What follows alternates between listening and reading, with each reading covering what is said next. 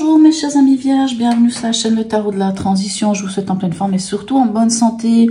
Nous allons effectuer les tirages pour la semaine qui va du 11 septembre au 17 septembre. Donc joyeux anniversaire mes amis vierges qui ont l'anniversaire dans cette période-là. Je vous rappelle que mes tirages sont des tirages généraux, bien entendu, ils peuvent ne pas correspondre en tout point à la situation que vous vivez actuellement. Donc s'il vous plaît, mes amis vierges, ne prenez que ce qui résonne, ce qui fait sens pour vous et laissez le reste à côté. Allez, on va aller voir ici avec l'oracle du peuple animal. Quel est l'animal totem qui vous suit cette semaine et quel est son message? Et nous avons l'ours. Magnifique, qui lui nous parle ici avec ce petit symbole hein, qui est là, nous parle d'action. Ok, alors, que nous dit l'ours? Pour ceux qui me suivent, vous savez que je prends toujours le livre, par contre, pour ces cartes, parce que je trouve dommage de passer à côté de leur signification. Je vous lis le petit texte parce que je le trouve toujours très sympathique. Lorsqu'une épine de pin tombe sur le sol, l'aigle la voit, le cerf l'entend et l'ours la sent. Donc ça présage déjà de la personnalité de cet ours. On dit qu'il vient vous inviter à rassembler vos forces vitales, à vous rassembler pour mener à bien les projets qui vous tiennent à cœur. Il est associé à la vaillance, au courage et à la puissance. Il est relié à l'énergie de la terre. Et chez les Amérindiens, il fait partie des gardiens des 4 directions. En Mongolie, c'est le même mot qui est utilisé pour désigner les ours et pour désigner les femmes chamanes. Ainsi, l'ours est associé à l'enseignement et à l'initiation. Chez les Celtes, hein, il représente le soleil et l'énergie puissante et masculine en action. Donc, c'est un grand animal totem d'une grande puissance. Allez, on va aller voir votre énergie en ce début de semaine. Hein, quel est votre état d'esprit? Eh bien, écoutez, avec ces 2 cartes, moi, j'ai envie de dire que vous êtes bien. Avec le jugement ici et le soleil. Alors, pour moi, quelque chose est venu vers vous, quelque chose d'évident, et à voir comment le soleil, comment la femme ici sur le soleil, vous voyez comment elle est heureuse, comment elle est bien, comment elle prend place dans ce monde, comment elle est... comment dirais-je, on sent qu'il y a une forme de plénitude avec ce soleil. Et c'est votre état d'esprit ici, avec aussi le jugement, puisque le jugement, c'est vraiment la carte du jugement dernier. Donc c'est l'appel auquel on peut se résoudre à cet appel. C'est une évidence, c'est quelque chose de tellement clair et d'évident, hein. C'est vraiment la carte qui nous parle des vocations, qui nous parle des synchronicités, qui nous parle de toutes ces choses. Bien entendu, elle peut nous parler aussi bien d'autres choses, cette carte, mais ici, en plus avec le soleil, alors bien entendu, cette carte, c'est votre état d'esprit, donc je ne pense pas que ça soit le cas, parce que le jugement peut nous parler aussi de choses du passé qui reviennent, hein, soit d'événements, soit de personnes, peu importe, hein, un ex, une ex, un frère, une sœur, un membre de la famille qui revient, une situation qui se rappelle à vous. Mais quoi qu'il en soit, si c'est le cas, en tout cas, ça vous met bien ici avec le soleil. Ou en tout cas, le soleil nous parle aussi de mettre en lumière certaines choses. Peut-être qu'on voit toutes ces choses qui peuvent revenir du passé, qui refont surface, et on peut les traiter, oh, je vais y arriver, on peut les traiter à la lumière du jour. Votre défi de la semaine, quel est-il? On a le roi d'épée et le 4 de coupe. Alors, votre défi de la semaine, j'ai envie de dire que ça va être la maîtrise de votre mental sur votre émotionnel. Hein. Parce que le 4 de coupe, c'est un peu le repli sur soi, prendre du temps pour soi. Alors, ça va peut-être aussi être capable de prendre ce temps pour soi, mais je dirais que c'est vraiment, vous savez que le roi d'épée, vous savez, c'est celui qui maîtrise le mental, qui maîtrise les mots, c'est celui qui peut aussi des fois dicter un peu sa loi.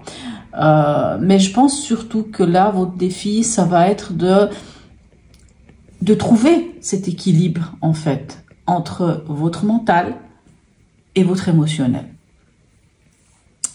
Au niveau sentimental, relationnel, et aussi émotionnel, parce que tout le monde n'est pas en couple, tout le monde n'a pas quelqu'un dans sa vie.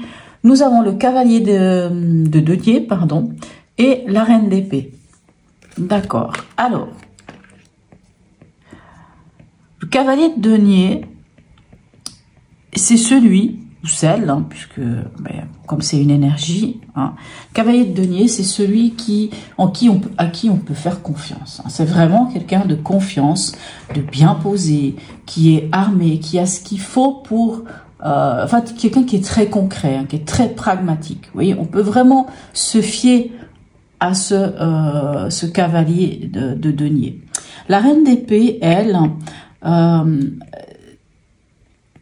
c'est une énergie d'une personne qui a une certaine expérience de la vie. On dit souvent qu'elle s'est un peu ramassé pas mal de choses, cette reine d'épée, et du coup, elle sait exactement ce qu'elle veut. Hein. Elle s'est fait preuve d'intelligence, de discernement, et elle sait vraiment ce qu'elle veut, cette reine d'épée. Donc, ces deux cartes laissent présager ici, si on est dans le domaine émotionnel, encore une fois, une belle...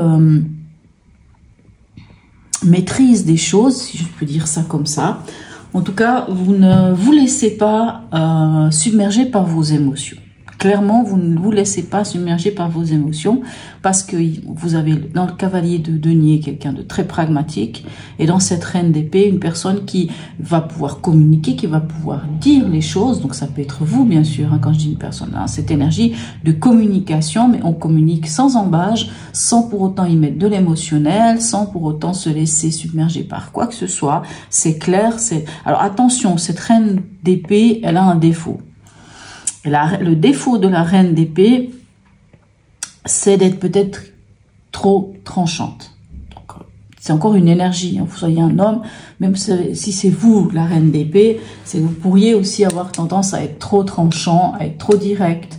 Le défaut, c'est de blesser, par exemple. Mais il y a ce côté concret, donc ça c'est pas mal. Allez, au niveau pragmatique, qu'est-ce qu'on a ici pour vous? On a le 7 de denier et le 2 d'épée. Le 2 d'épée nous dit que vous êtes face peut-être à un dilemme, à un choix ou à une décision à prendre. Alors ici, on vient de vous dire que pour prendre cette décision, faites preuve de patience. Hein, parce que le 7 de denier nous demande de faire preuve de patience encore. C'est pas encore le moment, peut-être. Hein, c'est comme pour vous dire, ok, vous devez vous décider. Ici, c'est clair, il y a une décision à prendre. Mais... en tout cas, ne vous précipitez pas. N'allez pas dans la précipitation. De toute façon, vous n'avez aucune carte ici qui nous parle de précipitation. Au contraire, on prend le temps. Hein, on prend le temps. Allez, dans votre chemin de vie ou spirituellement, qu'est-ce qui se passe? Magnifique. 9 d'épée et on a le fou. Donc, clairement, là, vous vous libérez de votre charge mentale. Vous vous libérez... de vos angoisses. Hein. On vous dit ça. Soit vous vous libérez de vos angoisses, soit on vous dit de vous libérer de vos angoisses. C'est à vous de voir. Hein, parce que le 9 d'épée, c'est les angoisses, c'est les choses qui nous empêchent de dormir. Mais on a quand même le fou. Et le fou nous dit qu'on se libère de cela. Allez, on va aller voir ici le message de l'oracle d'Hildegarde pour vous. Et nous avons ceci. Hier n'est plus. Demain n'est pas encore là. Je vis dans la sérénité du présent. Alors, je reviens avec ce 9 d'épée. Moi, je pense que vraiment, vous prenez un temps pour vous ici avec le 4 de coupe hein, dans votre défi. Et vous trouvez vraiment cet équilibre. Et vous vivez l'instant présent. Ni hier, ni aujourd'hui. Pardon, ni hier, ni demain. Juste maintenant, aujourd'hui, à l'instant présent. Allez, le message de l'oracle de Noé pour vous. Quel est-il? On a protection. Alors, qu'est-ce qu'il nous dit cette carte? Parce que, par contre, là, je vais prendre le petit livre. On dit que si cette carte t'a choisi, c'est que tu as toujours besoin de mettre en garde et protéger les gens que tu aimes. C'est plus fort que toi. Que ce soit pour leur avenir, leur relation sociale ou amoureuse, c'est inconcevable pour toi qu'ils se trompent ou empruntent le mauvais chemin. Tu te mets une sacrée pression sur les épaules pour que tout le monde se sente bien. Peut-être est-ce une façon de les empêcher de souffrir comme tu as pu souffrir dans le passé. On a la reine d'épée, hein, Elle a souffert, la reine d'épée. Hein. Chacun de nous est unique et a besoin de comprendre son erreur pour grandir. Ta protection ne fera que les ralentir dans leur apprentissage de l'école de la vie. Alors, recentre-toi sur ton chemin et respire. Je crois que le message, il est pas mal. Hein. À la fin de la semaine passée, vous aviez le 3 de bâton. Le 3 de bâton vous disait que vous pouviez enfin vous projeter. On le voit ici dans votre énergie. Hein, vous avez envie de vous projeter. Alors peut-être ici aussi, vous avez envie de vous projeter, mais on vous dit quand même de faire preuve encore de patience. Allez, on va aller voir qu'est-ce que vous avez comme énergie à la fin de la semaine. Et là, on a le 2 de bâton. Attendre son heure. Ben, voilà, hein, patience, ici avec le 7 de denier. Ici, attendre son heure. Le 2 de bâton vous dit que vous êtes à la croisée des chemins. Quoi qu'il en soit, les choses sont... les choses avancent. Les choses se mettent en place. Les choses évoluent. Mais vous êtes à la croisée des chemins, c'est-à-dire qu'il vous faut vous poser. Hein, on a quand même ce 2 d'épée, ce 2 de bâton. C'est un moment, on le voit ici avec ce 4 de coupe, un moment de réflexion. Hein. Faites-vous confiance, vous avez l'ours avec vous. Faites-vous confiance et vous trouverez le bon chemin quelque part. Et vous prendrez le bon chemin. Voilà mes amis vierges, sur ce n'hésitez pas à me laisser un commentaire, même un petit emoji, c'est toujours très sympathique. Likez, partagez, abonnez-vous si ce n'est déjà fait. Sur ce mes amis vierges, je vous souhaite une très très belle semaine et encore un joyeux anniversaire et je vous dis à tout bientôt.